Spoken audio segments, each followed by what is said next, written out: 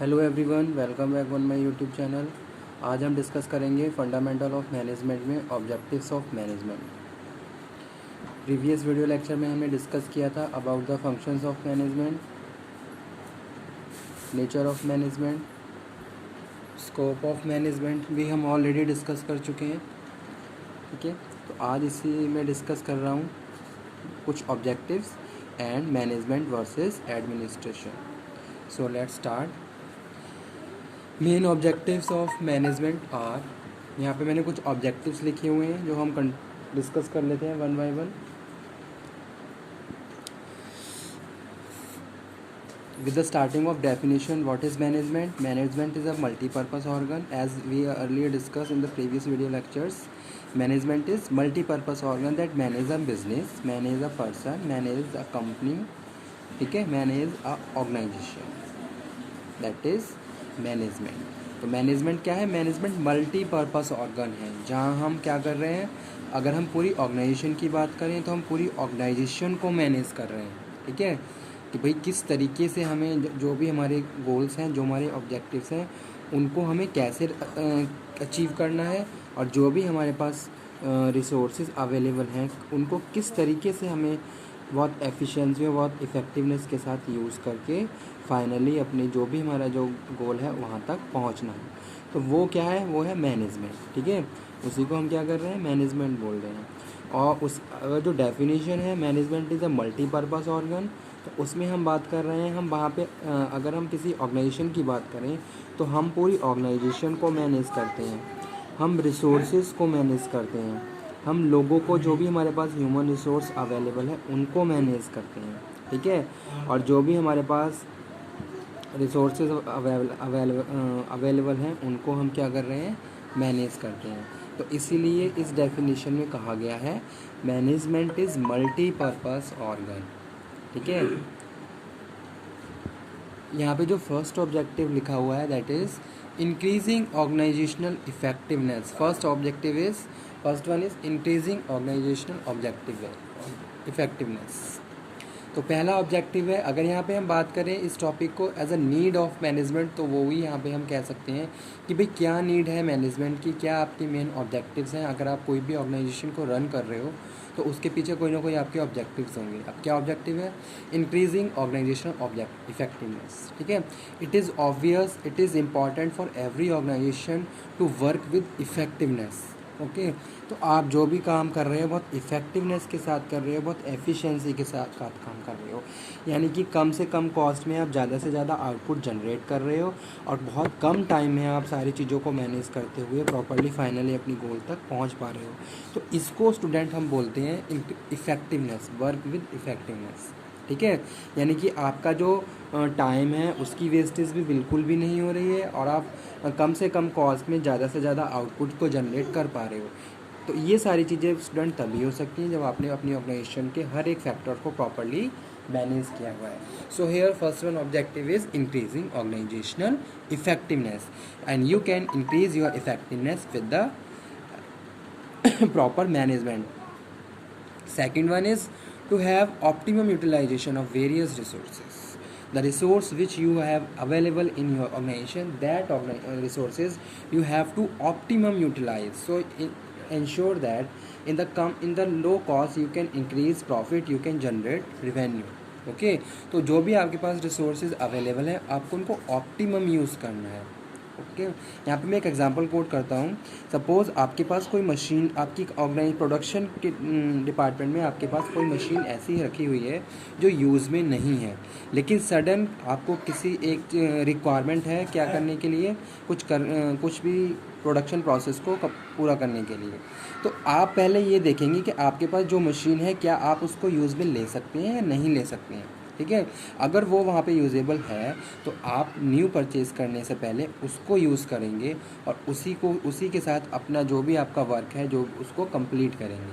तो इस तरीके से हम यहाँ बात कर रहे हैं कि भाई हमारे पास जो भी रिसोर्सेज अवेलेबल हैं, whether we are talking about the human resource and whether we are talking about the physical resource, that resource we have to use in very efficient manner and optimum utilize that resource. Second example is if there is a excess of human resource in your organisation, ठीक है, अगर आपकी organisation में लोग, बहुत सारे लोग काम कर रहे हैं, अब आपको ऐसा लग रहा है अगर आपके पास कोई एक बड़ा ऑर्डर था उस टाइम आपने लोगों को हायर कर लिया, लेकिन आज के टाइम में क्या है, आपके पास प्रॉपर ऑर्डर नहीं है, यानी कि कम काम है और आपके पास ह्यूमन रिसोर्स ज़्यादा है, तो आप क्या करेंगे, उस ह्यूमन रिसोर्स को इस तरीके से यूज़ करेंगे ताकि आपकी सारी चीज़ें प्रॉपरली कंप्लीट हो जाएं, ठीक है। जैसे आपको लग रहा है कि भाई कुछ पेंडेंसी पड़ी हुई है, तो जो भी आपके पास रिसोर्स, ह्यूमन रिसोर्स अवेलेबल है, आप उन लोगों को काम पे लगाएंगे, ठीक है।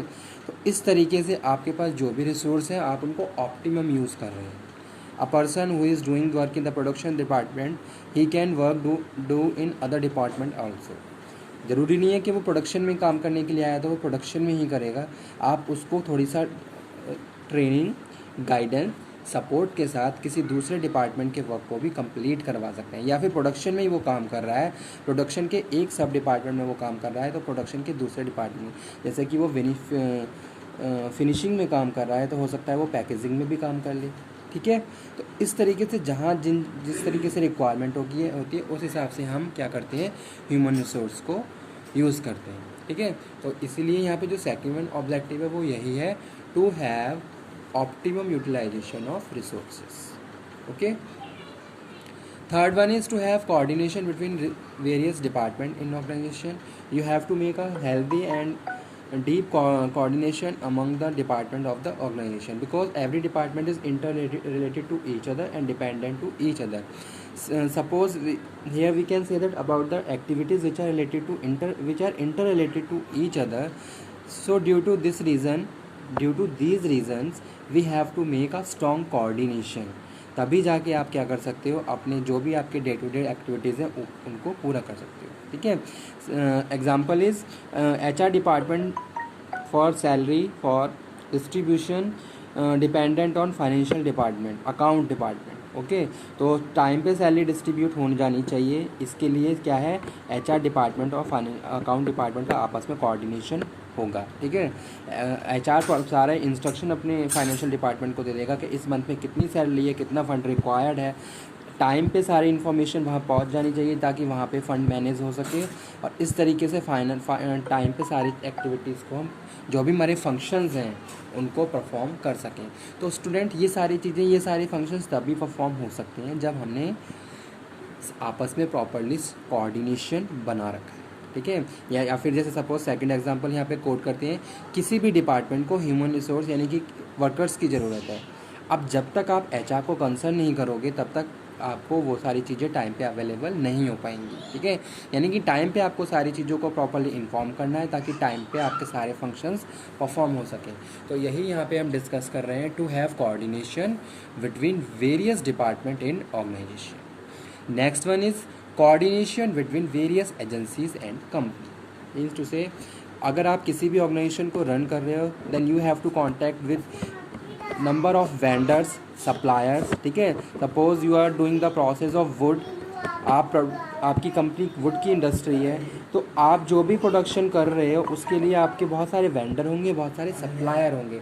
अब आपको जो आपकी ऑर्गेनाइजेशन की जो आउटसाइड पार्टीज़ हैं, there also scope of management, वहाँ पे भी सारा मैनेजमेंट का स्कोप है, ठीक है। यानी कि मीन्स टू से कि आपको वो सारी चीज़ें भी प्रॉपरली मैनेज करके करनी होंगी कि भाई आपकी जो आउटसाइड पार्टी हैं उनके साथ आपका एक तो हेल्दी कॉर्डियल रिलेशन होना चाहिए, ठीक है।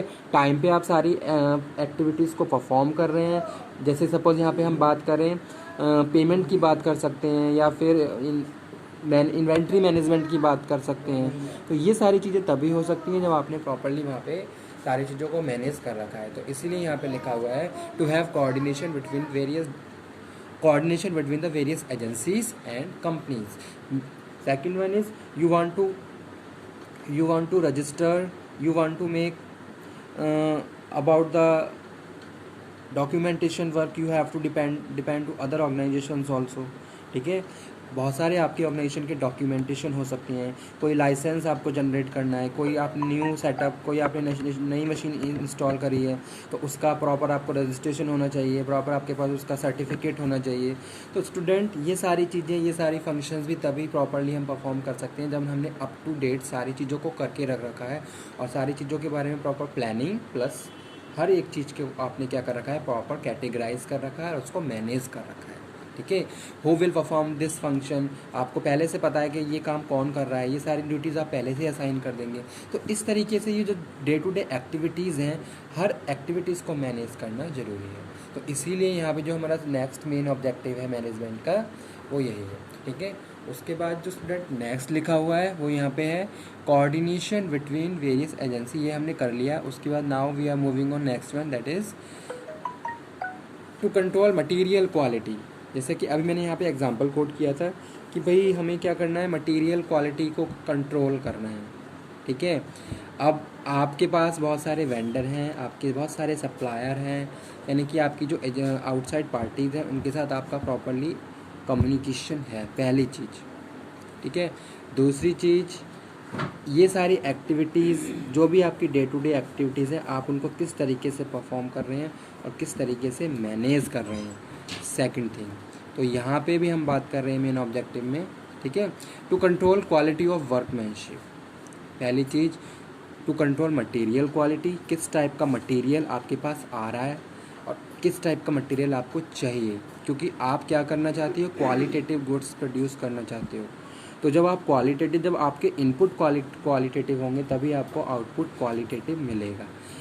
पहले यहाँ पे है पूरा मतलब कि मेन ऑब्जेक्टिव। नेक्स्ट वन क्या है, to control quality of workmanship. ठीक है, यानी कि आप क्या कर रहे हो, स्किल बेस प्रोडक्शन, यानी कि स्किल, आपको जो भी आपकी ऑर्गेनाइजेशन में वर्कर्स हैं आपको उनको प्रॉपरली स्किल्स प्रोवाइड करवानी है कि भाई किस तरीके से हम अपने प्रोडक्शन को प्रोसीड करके फाइनली अपने टारगेट्स को कंप्लीट करेंगे। यानी कि आपकी ऑर्गेनाइजेशन में जितने भी एम्प्लॉयज़ काम कर रहे हैं वो उनके अंदर इस टाइप मतलब कि स्किल्स होने चाहिए। तो उसके लिए चाहे तो आप उनकी ट्रेनिंग करोगे, उन्हें गाइडेंस दोगे, उनके लिए शॉर्ट टर्म प्रोग्राम्स अरेंज करोगे ताकि वो आप उनको प्रॉपरली अवेयर कर सकें और उनकी नॉलेज को और ज़्यादा अपग्रेड और डेवलप कर सकें। ठीक है, तो इस तरीके से आप उनके स्किल्स को और ज़्यादा इम्प्रूव कर सकते हैं। तो यहाँ पे भी हम बात कर रहे हैं that is main objectives of management. Okay.